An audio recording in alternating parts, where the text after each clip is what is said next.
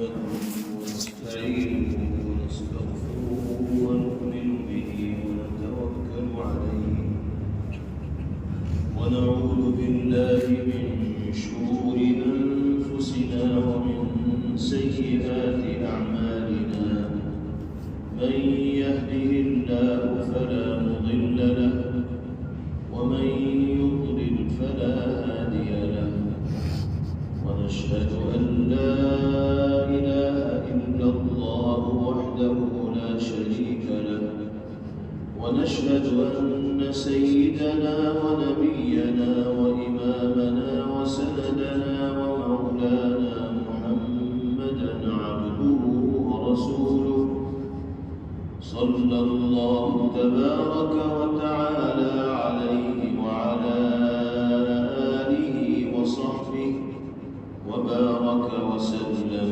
تسليما كثيرا كثيرا. أما بعد فأعوذ بالله من الشيطان الرجيم. بسم الله الرحمن الرحيم.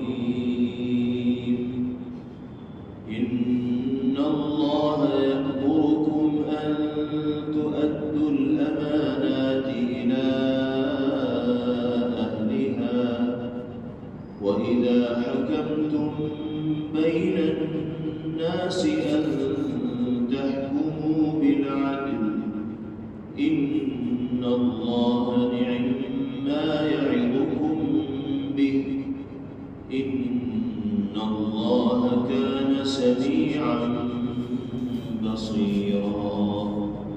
صدق الله مولانا العلي العظيم.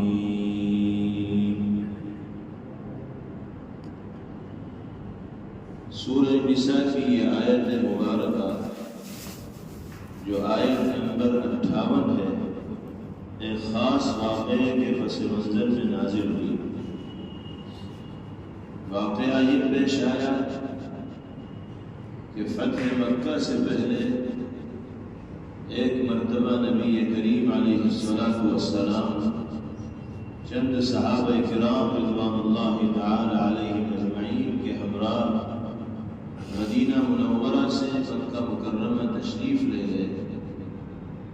حرم پاک میں آپ تشریف لائے اور آپ نے کعبۃ اللہ کے اندر جانے کی خواہش ظاہر فرمائی. کعبۃ اللہ کے کلید بردار یعنی کعبۃ اللہ کی چابی عثمان ابن طلحہ کے پاس رہا کرتی. قدیم زمانے سے کعبۃ اللہ اور حرم پاک کی خدمت کو سعادت تصور کیا جاتا رہا اور کار ثواب سمجھا جاتا رہا. کچھ خاندان تھے جو حرم پاک میں آنے والے مہمانوں کی ضیافت کا ذمہ اپنے سر لیے ہوئے تھے. کچھ خاندان تھے جو پانی پلانے کا کام اپنے ذمے لیے ہوئے تھے. کچھ خاندان تھے جو اور دوسری طرح کی خدمات اپنے ذمے لیے ہوئے تھے. تو لوگ حرم کی خدمت کو، مسجد کی خدمت کو، کعبۃ اللہ کی خدمت کو اسلام سے پہلے بھی اپنے لیے کار ثواب اور سعادت تصور کرتے ہیں. اسی سلسلے کی ایک سعادت یہ بھی تھی کہ کعبۃ اللہ کی چابی کس کے پاس رہے. تو شیفی خاندان تھا، اسی کے فرد تھے عثمان ابن طلحہ. اس زمانے میں چابی انہی کے پاس تھی اور یہ ان کے لیے شرف کی اور سعادت کی چیز تھی. نبی کریم علیہ السلام تشریف لائے تو آپ نے کعبۃ اللہ کے اندر جانے کی خواہش ظاہر فرمائی. معلومات کی تو پتہ چلا کہ چابی عثمان ابن طلحہ کے پاس. عثمان ابن طلحہ سے کہا گیا کہ چابی دے دو، پیغمبر علیہ السلام جانا چاہتے ہیں، عبادت کر کے چابی تمہیں لوٹا دی جائے گی. لیکن عثمان ابن طلحہ چابی دینے کے لیے تیار نہ ہوئے اور ٹال مٹول کی گفتگو کرتے رہے. نبی کریم علیہ السلام نے خود ان سے کہا کہ کوئی چابی دے دو، ہم کوئی تمہاری چابی رکھ نہیں رہے ہیں. سامنے ہی جائیں گے، عبادت کر کے آ جائیں گے، چابی تمہارے حوالے کر دی جائے گی۔ لیکن چونکہ اس وقت تک ذہن عثمان بن طلحہ کا نبی کریم علیہ السلام کے خلاف تھا، اس لیے وہ چابی دینے کے لیے تیار نہیں۔ بالآخر پیغمبر علیہ السلام نے عثمان بن طلحہ سے یہ فرمایا کہ عثمان یاد رکھو آج کے دن میں چابی مانگ رہا ہوں، تم چابی نہیں دے رہے۔ ایک دن وہ آنے والا ہے کہ یہ چابی میرے ہاتھ میں ہوگی اور میں جس کو چاہوں گا اسے چابی دوں۔ عثمان بن طلحہ بولے کہ وہ دن تو قریش کے لیے اور اہل عرب کے لیے بڑی ذلت کا دن ہوگا کہ چابی آپ کے ہاتھ میں آ جائے گی۔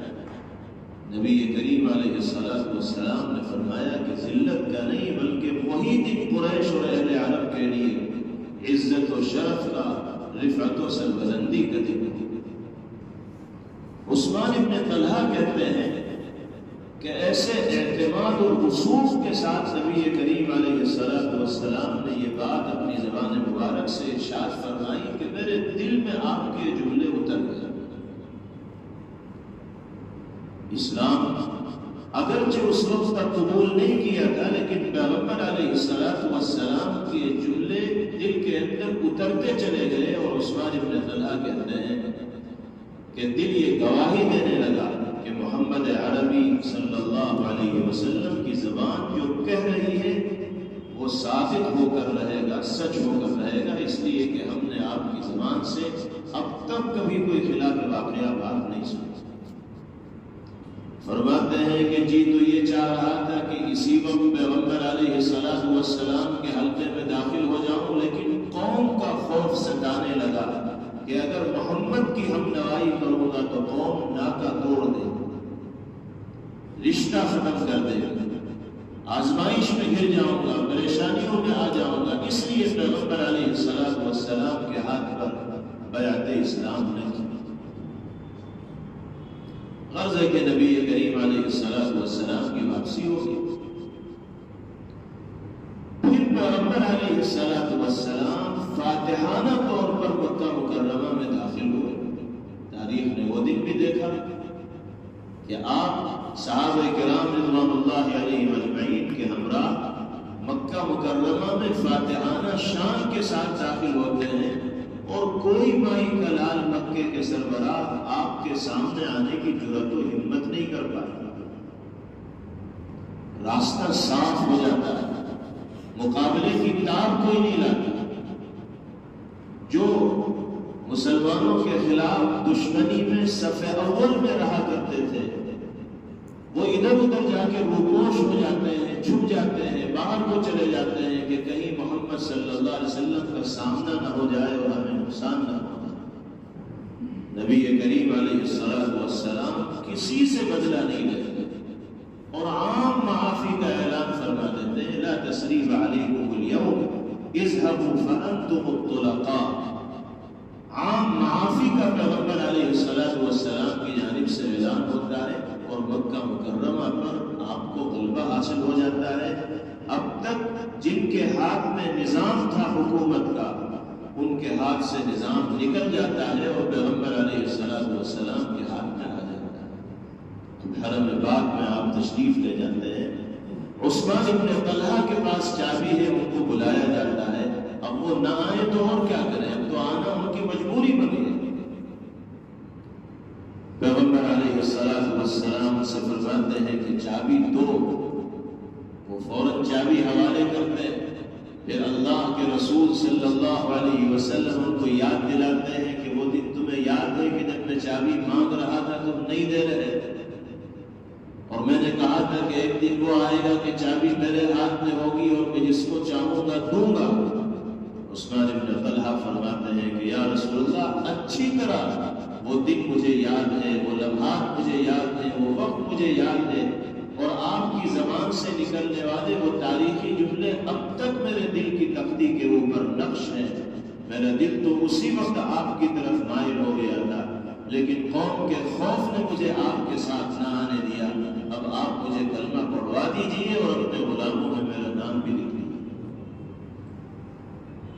بگوش اسلام ہوتے ہیں، لیکن پیغمبر علیہ السلام کا کردار دیکھیے.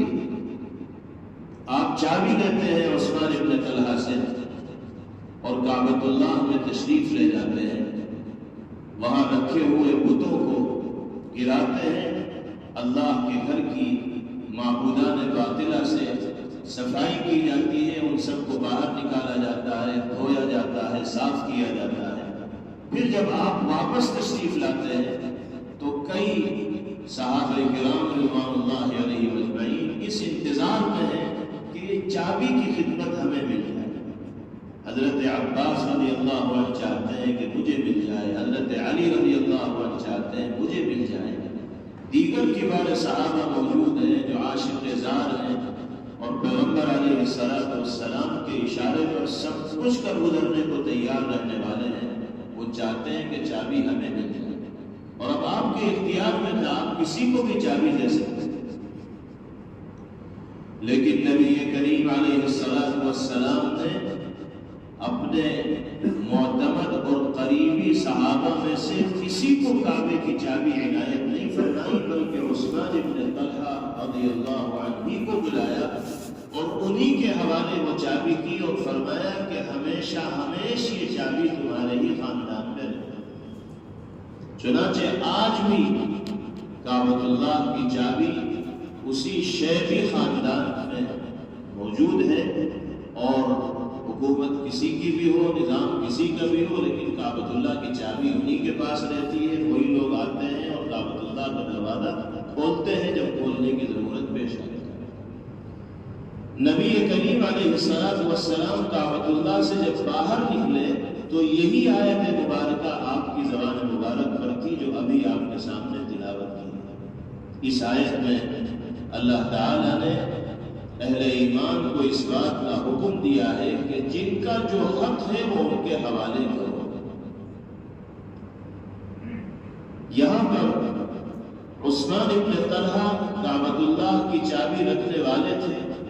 مانگنے پر انہوں نے پیغمبر علیہ السلام کو دے دی تھی. اگرچہ اللہ کے حبیب صلی اللہ علیہ وسلم کو اختیار تھا، لیکن صورتاً یہ امانت کی شکل تھی. صورتاً یہ کس کی شکل تھی؟ امانت کی شکل تھی کہ عثمان ابن طلحہ نے اپنی چابی پیغمبر علیہ السلام کو دی. اللہ نے اس صورتاً امانت کو بھی ادا کرنے کا حکم دیا، اور گویا کہ پیغمبر علیہ السلام کو یہ ہدایت دی گئی کہ امانت داری کا تقاضا یہ ہے کہ جس سے چابی آپ نے دی ہے اسی کو واپس کیجیے. چنانچہ کسی اور صحابی رضی اللہ عنہ کو دینے کے بجائے پیغمبر علیہ السلام نے عثمان ابن طلحہ ہی کے حوالے چابی فرمائی. ارشاد ربانی ہے، ان اللہ یأمرکم ان تؤدوا الامانات الى اہلها. مسلمانوں، یقیناً اللہ رب العزت والجلال تمہیں حکم دیتے ہیں اس بات کا کہ تم امانتیں ان کے حقداروں تک پہنچاؤ. آیت مبارکہ کے نزول کا پس منظر تو یہ ہے جو آپ کے سامنے عرض کیا گیا، لیکن عام پیغام اللہ نے اس آیت مبارکہ کے ذریعے دنیا میں بسنے والے انسانوں کو دیا، اور وہ پیغام کیا ہے؟ امانت دار بن کر زندگی گزارنے، امین بن کر زندگی گزاری جائے. کسی کا حق اپنے سر نہ لیا جائے، جس کا جو حق ہو اس کی ادائیگی کی وقت پر فکر کی جائے، کوشش کی جائے. امانت داری، دیانتداری، ایمانداری ایک مسلمان کا شیوا ہونا چاہیے، ایک مسلمان کا شعار ہونا چاہیے. اس صفت کو ایک مسلمان کو اپنا زیور سمجھنا چاہیے.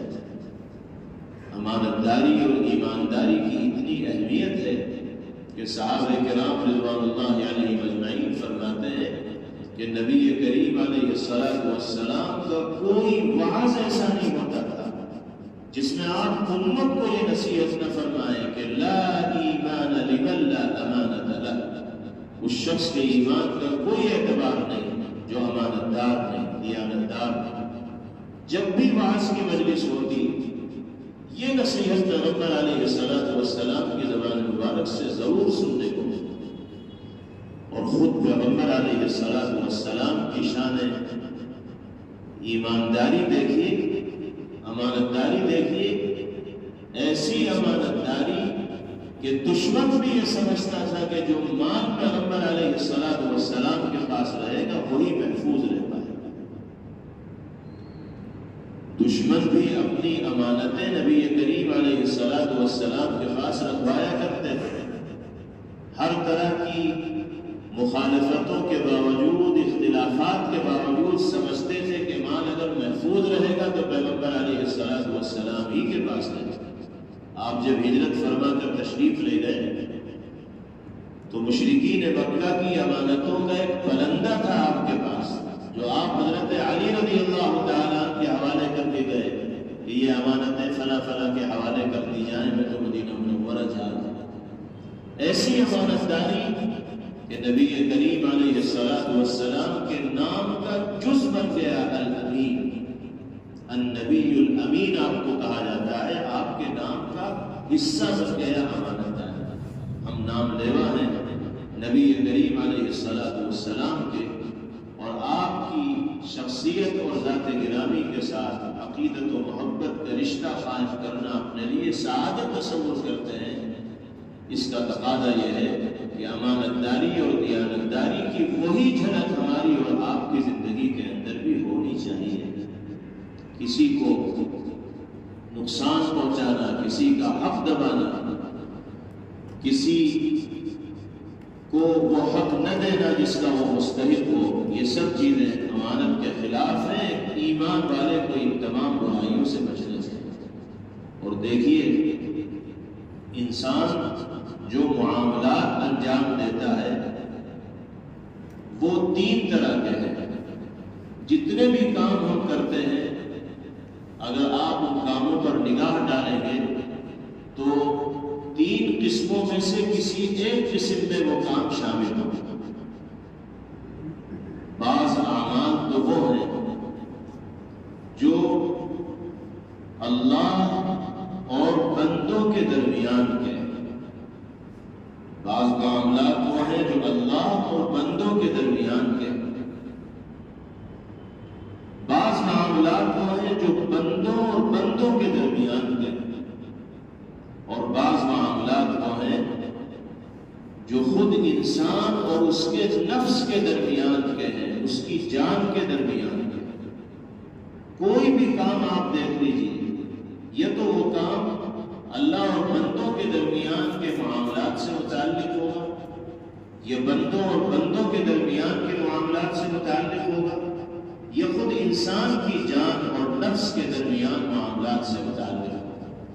امانتداری کا مطلب یہ ہے کہ اللہ اور بندوں کے درمیان کے جو معاملات ہیں، ان معاملات میں ہم اللہ کے حقوق کو 100% ادا کرنے والے ہوں۔ بندوں اور بندوں کے درمیان جو معاملات ہیں ان میں بندوں کے حقوق کو ادا کرنے والے ہیں۔ ہمارے اور ہمارے نفس کے درمیان جو معاملات ہیں اس میں ہم اپنے نفس کا اور اپنی جان کا حق ادا کرنے والے ہیں۔ اب اللہ اور بندوں کے درمیان معاملات کی کیا شکلیں ہیں، اس کی کیا مثالیں ہیں؟ مثالیں بھری پڑی ہیں۔ نماز ہے، روزہ ہے، زکوٰۃ ہے، حج ہے، خیر کے جتنے بھی کام ہیں، ان کی ہدایت اللہ اور اس کے رسول صلی اللہ علیہ وسلم نے دی ہے۔ یہ سب کے سب وہ چیزیں ہیں کہ جن کا تعلق اللہ اور بندوں کے درمیانی معاملات سے ہے۔ اگر ہم 5 وقتہ نمازوں کی پابندی کر رہے ہیں تو امین و امانت دار ہیں، رمضان کے روزے رکھ رہے ہیں تو امین و امانت دار ہیں، اور اگر ہماری زندگی میں نمازوں کی پابندی کا اہتمام نہیں، رمضان کے روزوں کی ادائیگی کا اہتمام نہیں، زکوٰۃ کو وقت پر دینے کا اہتمام نہیں، تو لوگوں کے ساتھ چاہے جتنے اچھے معاملات ہم کر لیں، ہم اللہ کی نگاہ میں بے ایمان قرار دیے جائیں گے، خائن قرار دیے جائیں گے، اس لیے کہ ہم نے اللہ کا حق مارنا ہے۔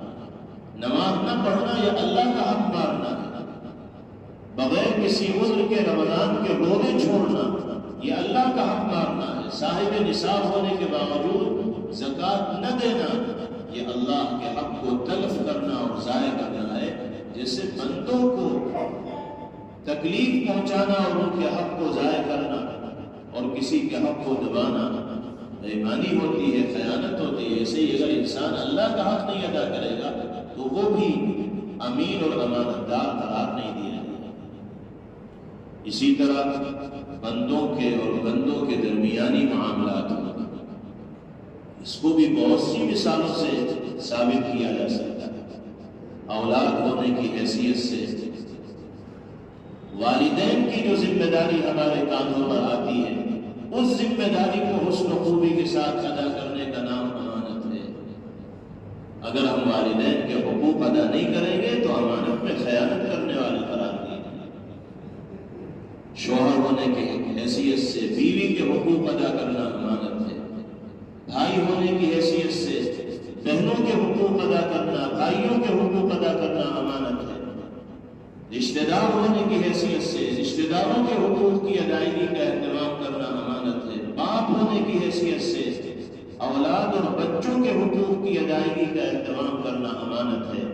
اگر ہم اپنے بچوں کی تعلیم و تربیت کی فکر نہیں کریں گے، ان کے روشن مستقبل کے حوالے سے متفکر نہیں ہوں گے، اپنے بچوں کو دنیاوی اور اخروی اعتبار سے کامیابی کی راہوں پر چلانے کی فکر و کوشش نہیں کریں گے، تو اللہ کی نگاہ میں ہم امین اور امانت دار کہے جانے کے لائق نہیں ہیں۔ یہ ساری ذمہ داریاں ہیں اور امانت کے طور پر ہمارے کاندھوں پر یہ چیزیں عائد ہیں۔ اگر ہم ان کو صحیح طور پر ادا کریں گے تو امین کہلائیں گے، اور اس میں اگر غفلت اور کوتاہی برتیں گے تو اللہ کی نگاہ میں ہم خیانت کرنے والے شمار کیے جائیں گے۔ ہم تو امانت کا مطلب بس یہ سمجھتے ہیں کہ کسی نے 500 روپے ہمارے پاس رکھوائے کہ جب ضرورت پڑے گی لے لوں گا، ہم نے وقت پر دے دیے تو امانت ادا کر دی، اور دینے میں اگر ٹال مٹول سے کام لیا تو خیانت ہو گئی۔ ہم سمجھتے ہیں بس امانت و خیانت اتنے سے دائرے کے اندر منحصر ہے۔ امانت کا مفہوم بہت وسیع ہے، اور یہ جو سب چیزیں آپ کے سامنے عرض کی جا رہی ہیں، یہ سب امانت کے مفہوم میں داخل ہیں۔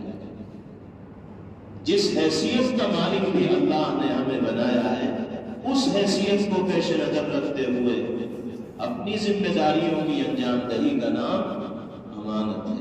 بچوں کی تعلیم و تربیت کی فکر کرنا ہمارے ذمے اسی طرح فرض ہے جیسے 5 وقتہ نمازیں پڑھنا فرض ہے، رمضان کے روزے رکھنا فرض ہے، ایسے ہی فریضہ بچوں کی تعلیم و تربیت کی فکر کرنا بھی ہے۔ تعلیم کے حوالے سے بڑی غفلت و لاپرواہی سماج میں برتی جاتی ہے، اور کتنے گھرانے ایسے دیکھنے کو ملتے ہیں کہ جہاں نہ والدین پڑھے لکھے ہوتے ہیں اور نہ بچوں کو پڑھائی لکھائی کی طرف راغب کرنے کی فکر ماں باپ کرتے ہیں۔ جس ڈھرے پہ وہ چلتے چلے آ رہے ہیں اسی ڈھرے پہ وہ اپنے بچوں کو بھی چلا دیتے ہیں، بچوں کا مستقبل تباہ ہو جاتا ہے، وہ زندگی کے منافع حاصل کرنے میں کامیاب نہیں ہو پاتے۔ اس میں بچوں کا جتنا قصور ہے اس سے کہیں زیادہ قصور ماں باپ کا ہے، انہوں نے وقت پر اپنی ذمہ داری کی ادائیگی کی فکر نہیں کی۔ مذہب اسلام سے تعلق رکھنے والا کوئی شخص تعلیم اور پڑھنے پڑھانے سے نابلد اور ناواقف ہو کر زندگی گزارے، یہ تو ناقدری ہوگی اس مذہب کی جس سے اللہ نے ہمیں وابستہ کیا ہے، جس میں سب سے پہلی تعلیم اللہ رب العزت والجلال نے نبی کریم علیہ السلام کے ذریعے پڑھنے ہی کی دی۔ قرآن پاک کی جو سب سے پہلی آیت نازل ہوئی اس میں کیا کہا گیا؟ اقرأ بسم ربک الذی خلق، پڑھیے آپ اپنے اس پروردگار کے نام سے جس نے کائنات عالم کو وجود بخشا۔ تو تعلیم کا چراغ ہم سب کے گھروں میں ہمیشہ روشن رہنا چاہیے۔ ہماری زندگی جیسی گزرنی تھی گزر گئی، اگر اللہ نے پڑھنے کی توفیق دی تو اس تعلیم کے تقاضوں پر عمل ہماری زندگی کے اندر ہونا چاہیے۔ اگر خدا نخواستہ ہم نہ پڑھ سکے تو اپنے بچوں کے حال پر رحم کھانا چاہیے، ترس کھانا چاہیے، ان کو تعلیم سے محروم نہ رکھنا چاہیے۔ ہم اگر تعلیم سے فائدہ نہیں اٹھا سکتے ہیں تو بچوں کو لازمی طور پر تعلیم سے وابستہ کرنا چاہیے تاکہ ان کا مستقبل روشن ہو، اور مسلمان ہونے کی حیثیت سے قرآن پاک کی تعلیم اور دین کے بنیادی عقائد و مسائل کو جاننا سب سے پہلے ہمارا اور آپ کا فریضہ ہے۔ دنیاوی علوم میں بھی مہارت و کمال حاصل کرنی چاہیے، اس لیے کہ ہم دنیا میں رہتے ہیں، دنیاوی اسباب سے فائدے اٹھاتے ہیں، تو دنیا کے جو فنون ہیں ان پہ مہارت پیدا کرنے کے ذریعے انسان کو قدم قدم پہ کامیابیاں ملیں گی، لیکن ایک مسلمان ہونے کی حیثیت سے دین کے بنیادی عقائد و مسائل ہمارے گھر کے ہر فرد کو معلوم ہونے چاہیے، اور یہ سب چیزیں بچپنے میں ہی سکھائی جاتی ہیں۔ بچوں کے دل کی تختی صاف ستھری ہوتی ہے، اس وقت جو عقیدہ ان کے دل میں بٹھا دیا جاتا ہے، جو سوچ ان کے دل میں قائم کر دی جاتی ہے، پھر وہ کبھی مٹتی نہیں۔ آج کل جو ارتداد کے واقعات کثرت کے ساتھ پیش آ رہے ہیں، نوجوان لڑکے لڑکیاں دین بیزار ہو کر دنیا میں زندگی گزار رہے ہیں اور اپنی گردن سے اسلام کا توق نکالتے ہیں اور دوسرا دھرم اور مذہب اختیار کر لیتے ہیں۔ اس کی بنیادی وجہ اور بنیادی سبب یہ ہے کہ ان نوجوانوں کو گھر میں وہ اسلامی ماحول نہیں ملا، جس اسلامی ماحول میں پروان چڑھنے کی وجہ سے ایمانی جذبات ان کے رگ و ریشے میں سرایت کرتے ہیں۔ اگر بچپن میں ان کو اسلامی ماحول ملا ہوتا، قرآن کو پڑھے ہوتے، دین کے عقائد و مسائل کا انہیں علم ہوتا، نبی کی محبت سے ان کا دل آباد ہوتا، تو وہ جان تو دے دیتے لیکن کسی دوسرے مذہب کو اختیار کرنے کے لیے تیار نہ ہوتا۔ سچے مومن کی یہی شان ہوتی، اتنی آسانی کے ساتھ مذہب بدل دینا، کسی کی محبت میں آ کر دھرم پریورتن کر لینا، اور معمولی سی لالچ میں ایمان جیسی عظیم دولت سے ہاتھ دھو بیٹھنا۔ اس کا صاف مطلب یہ ہے کہ دین و ایمان کی عظمت اس شخص کے دل میں ہے ہی نہیں۔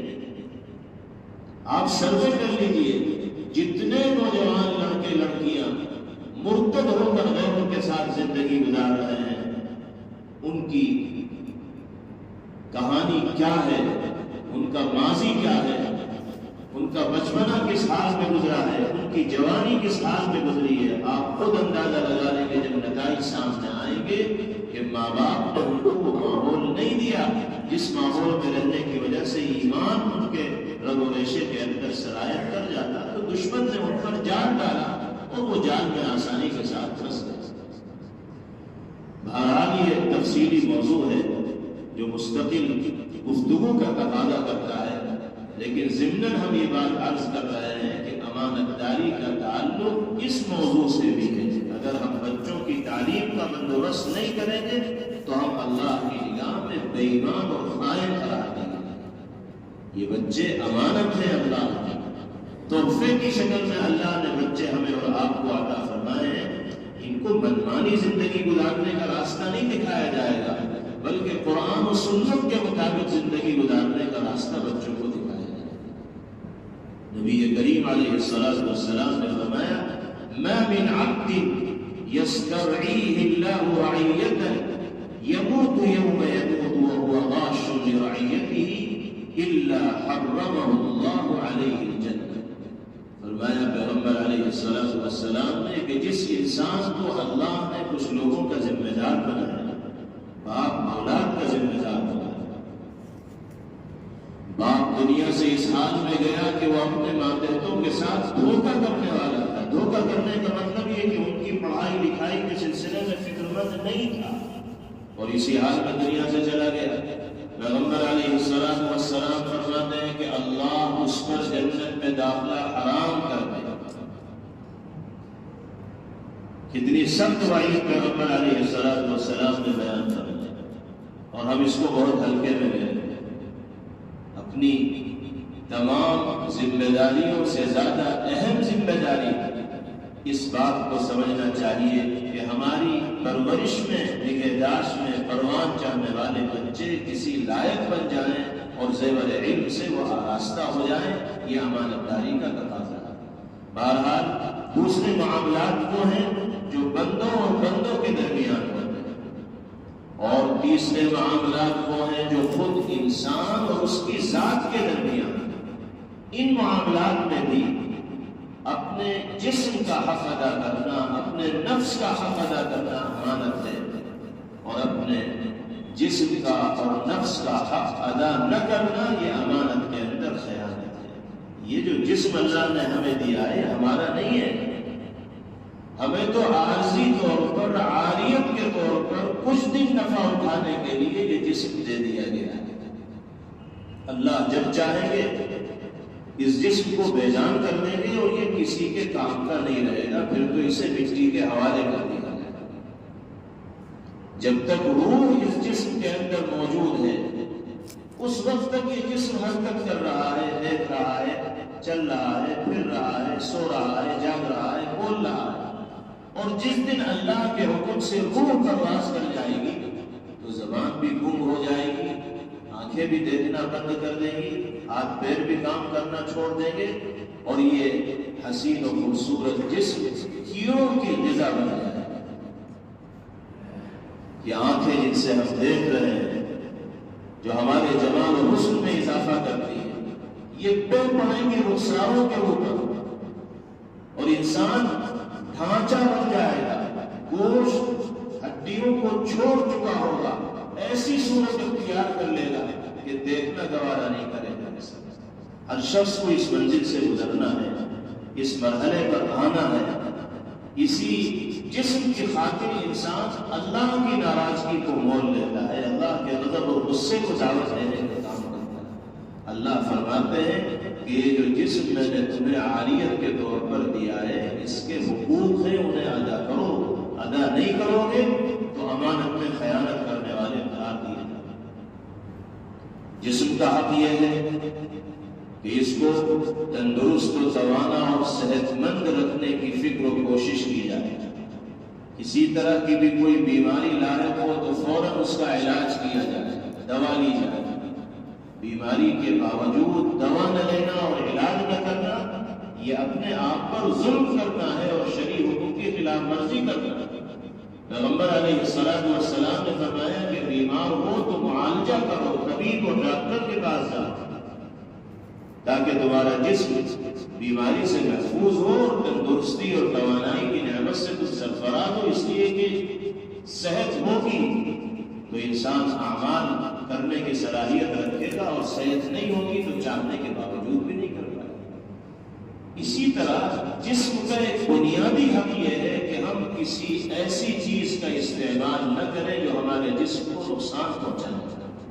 ہمیں پتہ ہے کہ یہ چیز زہر ہے، ہم اگر اسے کھائیں گے تو ہمارے جسم کے اعضائے رئیسہ جواب دینے لگیں گے، بینائی متاثر ہو جائے گی، یادداشت متاثر ہو جائے گی، دل متاثر ہو جائے گا، کڈنی متاثر ہو جائے گی، جسم کے مختلف اعضاء کو نقصان پہنچے گا۔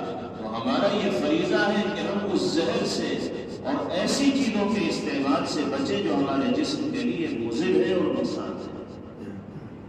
اگر ہم ایسی چیزوں کے استعمال کا شوق پالے ہوئے ہیں جو ہمارے جسم و جان کے لیے خطرہ ہیں تو ہم اللہ کی نگاہ میں بے ایمان ہیں، خائن ہیں اور بددیانت ہیں۔ بے ایمانی کا مطلب کسی کے گھر ڈاکہ ڈالنا ہی نہیں ہے، بے ایمانی کا مطلب کسی کے پیسے چوری کرنا ہی نہیں ہے، بے ایمانی کا مطلب کسی کی زمین غصب کرنا ہی نہیں ہے، بے ایمانی کا مطلب جس نے امانت رکھوائی ہو اسے امانت واپس نہ کرنا ہی نہیں ہے، بلکہ بے ایمانی یہ بھی ہے کہ انسان جان بوجھ کر ایسی چیزوں کو استعمال کرنے کا عادی ہو جو اس کے جسم کو کھوکھلا کرنے والا۔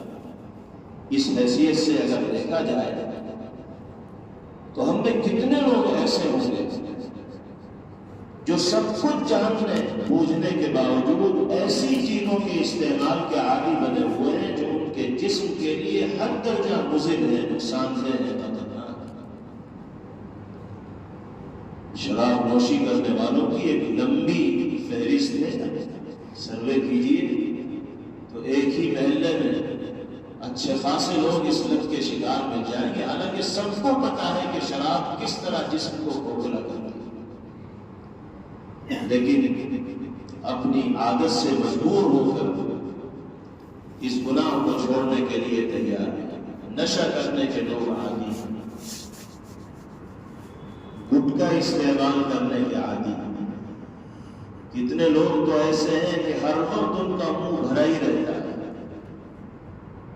ان سے بات چیت بھی صحیح طور پہ نہیں ہوتی، منہ میں پیپ بھری ہوئی ہے، گٹکا بھرا ہوا ہے، بولیں گے بھی تو منہ اوپر کر کے بولیں گے کہیں نکل نہ جائے، اس لیے کہ وہ چیز ان کی نگاہ میں اتنی قیمتی ہے کہ بات کرے یا نہ کرے، لیکن جو سرور سے حاصل ہو رہا ہے اس سے محرومی نہ ہونی چاہیے۔ اتنی کثرت کے ساتھ گٹکا استعمال کرنے والے لوگ ہیں کہ دہانے چھوٹے ہو گئے ہیں، کھانا نہیں کھایا جاتا صحیح طور پہ، چھوٹے چھوٹے لقمے بنا کے کھانا کھانے پہ مجبور ہیں۔ بعض لوگوں کو دیکھا کہ 2 انگلیوں سے اپنے ہونٹ کھولتے ہیں تب منہ میں کچھ ڈالتے ہیں، یہ حال ہو گیا گٹکا کھاتے کھاتے، لیکن چھوڑنے کو تیار نہیں، ساری تکلیفیں برداشت کریں گے، ہر طرح کی مشقت جھیلیں گے، لیکن منہ کو جو مزہ لگ گیا گٹکے کا اسے چھوڑنے کے لیے تیار نہیں۔ بتائیے کہ یہ بے ایمانی اور خیانت ہے یا نہیں؟ کیا اللہ نے یہ جسم اسی لیے دیا کہ اس طرح کی چیزیں استعمال کر کے اس کو برباد کر دیا جائے؟ کتنے لوگوں کے رخسار میں، گلے میں کینسر ہو جاتا ہے اسی گٹکے کے استعمال کی وجہ سے۔ اس کے پیکٹ پر بچھو بنا ہوا ہے، بڑے بڑے حروف میں لکھا ہوا ہے کہ مضر ہے، نقصان دہ ہے، لیکن جیب کی زینت وہی پیکٹ بنی رہتی ہے۔ یہی صورتحال بیڑی سگریٹ کے شوقین حضرات کا بھی ہے۔ یہ کون سی اچھی چیز ہے جس کو شوق کے ساتھ استعمال کیا جاتا ہے؟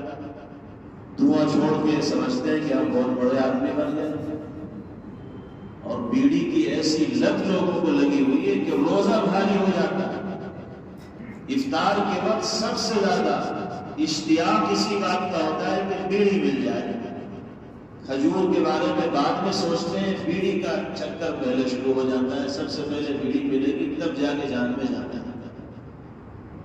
سگریٹ پی رہے ہیں، صبح سے شام تک 10 سگریٹ پی جا رہے ہیں، مال کا بھی ضیاع ہے، وقت کی بھی بربادی ہے، اور جسم و جان کو بھی ہلاکت میں ڈالنا ہے، اللہ کی دی ہوئی نعمت کو پامال کرنا ہے، امانتداری کی خلاف ورزی ہے، خیانت ہے، بددیانتی ہے۔ اگر ہم اس سے نہیں بچیں گے تو اپنی ذمہ داریوں کو ادا کرنے والے اللہ کی نگاہ میں قرار نہیں دیے جائیں گے۔ میں سمجھتا ہوں کہ دنیا میں کوئی شخص ایسا نہیں ہے جو ان چیزوں کو اچھا سمجھتا ہو، لیکن اس کے باوجود ہم چھوڑنے کو کیوں نہیں تیار ہیں؟ رمضان کا مبارک مہینہ ہے، آخری عشرہ شروع ہو گیا، دل پہ پتھر رکھ کے ارادہ کر لیجئے کہ اس عشرے میں تو انشاءاللہ بیڑی پیئیں گے نہیں، سگریٹ چھوئیں گے نہیں۔ چلیے عید کے بعد کا وعدہ نہیں کروا رہے، صرف عید تک کا وعدہ کریں، خود بھی وعدہ کریں، اپنے بھائیوں سے بھی وعدہ کروائیں کہ بھائی کم از کم آخری عشرے میں اس سے دوری بنا کر ان مبارک روز و شب کو گزار لو۔ ہو سکتا ہے اللہ اس عشرے میں ان چیزوں سے دوری، ساری زندگی دوری کا باعث اور ذریعہ بنا۔ اللہ کے ہاتھ میں سب کچھ، ہمیں ارادہ کرنا چاہیے، اور جب ارادہ نیک نیتی کے ساتھ ہوتا ہے تو پھر باری تعالیٰ کی مدد اور نصرت بھی شامل ہاتھ ہوتی ہے۔ اچھے خاصے سمجھدار سمجھے جانے والے لوگ، پڑھے لکھے لوگ جن کو ہر طرح کی سمجھ اللہ نے دی ہے، وہ بھی سگریٹ پہ سگریٹ پیے جا رہے ہیں، بیڑی پہ بیڑی پیے جا رہے ہیں۔ یہ بات ان کی سمجھ میں نہیں آتی۔ ویسے بہت سمجھدار رہتے ہیں، بڑے بڑے مشورے ان سے لے لو، بڑی بڑی بزنس کی باتیں ان سے سن لو، اور بڑی بڑی ڈگریوں کی باتیں ان سے سن لو، لیکن یہ بات سمجھ میں نہیں آتی کہ یہ چیز جسم کو کھوکھلا کر رہی ہے۔ اور پھر اگر ہم باپ ہو کر بیڑی سگریٹ پیئیں گے تو ہم بچوں کی کیا تربیت کریں گے؟ ہم ان کے لیے کیا چھوڑ کر جائیں گے؟ بچے تو بڑوں کو دیکھ کر اپنا رنگ بدلتے ہیں۔ اگر بچہ شعور کی آنکھیں کھولنے کے بعد اپنے باپ کو بیڑی سگریٹ پیتے ہوئے دیکھے گا تو بچے کے دل میں بیڑی سگریٹ کی قباحت کبھی پیدا ہوگی ہی نہیں، اس لیے کہ اس نے تو آنکھ ہی کھولی ہے اس ماحول میں جس میں بیڑی کا دھواں کمرے کے اندر بھرا رہتا تھا، سگریٹ پی جاتی تھی، اس نے آنکھ ہی کھولی اس ماحول میں، تو اسے یہ چیز معیوب نہیں لگے گی، فطرت ہے انسان سے۔ تو ہم اپنے بچوں کے حال پر تو رحم کھائیں، ان پر تو ترس کھائیں، اگر ان کے مستقبل کو روشن کرنا ہے تو ان کے لیے ایسی مثال چھوڑ کر جائیں کہ ہمارے بچے مہذب سماج کا حصہ بن سکیں، کامیاب زندگی گزار سکیں۔ اپنے حال پر اگر رحم نہیں کر رہے تو بچوں ہی کے حال پہ رحم کر لیں، بیوی کے حال پہ رحم کر لیں، گھر کے ماحول کو بنانے کے لیے قربانی دینی پڑے گی۔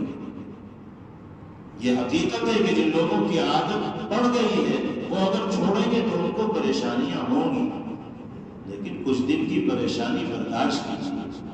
آدمی بہت سی چیزیں چھوڑتا ہے، ڈاکٹر کے کہنے سے بھی تو ہم چھوڑ دیتے ہیں، پرہیز کیا جاتا ہے، اللہ اور اس کے رسول صلی اللہ علیہ وسلم کے کہنے سے اگر چھوڑیں گے تو ثواب بھی ملے گا، اجر کے بھی ہم حقدار ہوں گے۔ اس لیے ہمارے جو احباب اس مجلس میں موجود ہیں اور وہ اس طرح کی چیزوں کو استعمال کرنے کے عادی ہیں، تو انہیں اس مبارک مہینے کے عشر اخیرہ میں یہ عہد کرنا چاہیے کہ انشاءاللہ اس عشرے میں تو استعمال کریں گے ہی نہیں، اور اللہ نے چاہا تو آئندہ بھی استعمال کرنے سے گریز کریں، کیوں وہ وعدہ کرتے ہیں انشاءاللہ خود بھی کریں اور اپنے بھائیوں کو بھی اس جانب متوجہ کریں، تاکہ ہم اپنے نفس کا، اپنی جان کا، اپنے جسم کا حق ادا کرنے والے بنیں اور امانت میں خیانت کے مرتکب نہ ہوں۔